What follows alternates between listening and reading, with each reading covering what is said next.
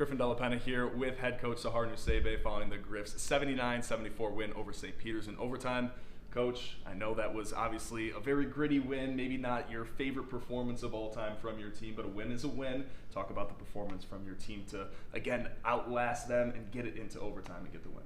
You said it perfect. A win is a win. We'll take it any way we can get it. First 40 minutes were not pretty, and we know that. Our execution, our communication was off, needs to be better moving forward, but really proud of the last 3 minutes of regulation or 2 minutes of regulation and going into overtime. We took the game, and that's maturity and that's a mindset, and I'm really proud of our team for being able to will our way to a win.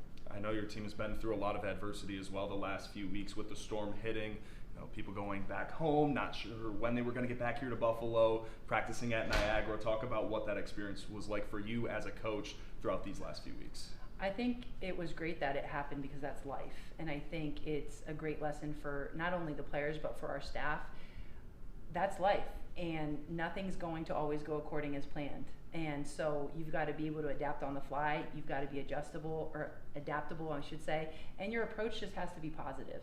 And that's something that I think our girls brought from the time they came back to the Niagara Hotel because they weren't able to come to Buffalo. They just brought a really positive and adaptable approach. And again, that speaks to their maturity and them growing up a little bit.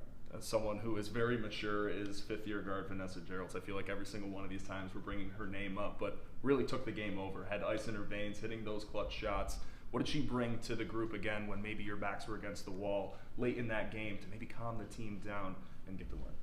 I think Vanessa has worked in terms of living out her leadership since the day she got here, and so I think she does have the respect of her team. And so I don't think she necessarily did anything different in terms of her leadership. I think she was Vanessa, which is what we know and we rely on.